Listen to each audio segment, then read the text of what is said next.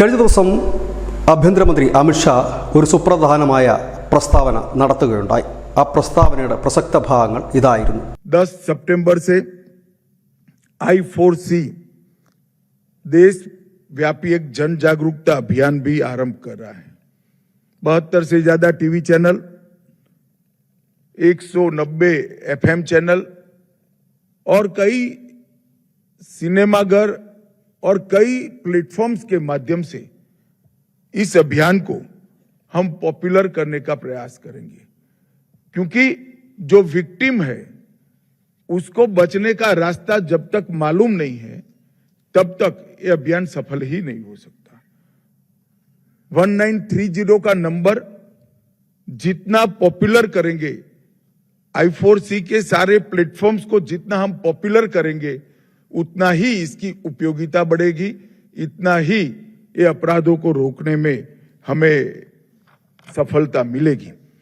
और मैं आज इस मौके पर सभी राज्य सरकारों को भी अपील करना चाहता हूं कि अभियान के साथ सभी राज्य सरकारें भी अपने आप को जोड़ें, अभियान को गति दें और गांव-गांव, शहर-शहर तक जागरूकता फैलाने में ये अभियान को सफल बनाएं। അതായത് നമ്മളുടെ രാജ്യം വികസനത്തിലേക്ക് മുന്നോട്ട് കുതിക്കുമ്പോൾ, സാമ്പത്തികമായ ഒരു വലിയ ശക്തിയായി നാം മുന്നോട്ട് കുതിക്കുമ്പോൾ അത് തകർക്കാൻ അന്തർദേശീയ തലത്തിൽ നിന്ന് കുറ്റവാളികളും സംഘടിതമായി ശ്രമിക്കുന്നു. കുറ്റവാളികൾക്കൊപ്പം തന്നെ ഈ ഭീകര സംഘടനകളും ശ്രമിക്കുന്നു. അതിനെതിരെ പോരാടാൻ 14C എന്ന നരേന്ദ്രമോദിയുടെ ഏറ്റവും വലിയ സ്വപ്ന പദ്ധതിക്ക് ഇന്നലെ തുടക്കം കുറിച്ചു.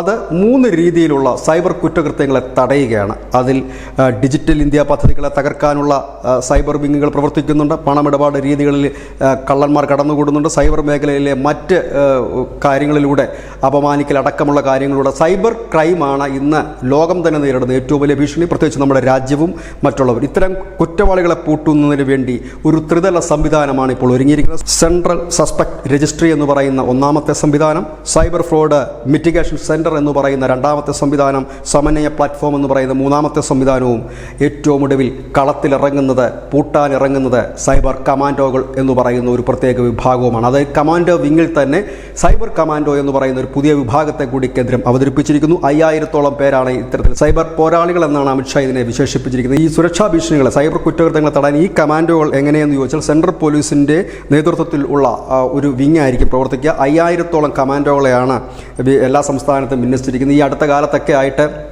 EDയുടെയും CBIയുടെയും ഒക്കെ പേരിൽ പണം തട്ടിപ്പുണ്ട്. അതുപോലെ തന്നെ ഓൺലൈൻ തട്ടിപ്പ് വ്യാപകമാണ്.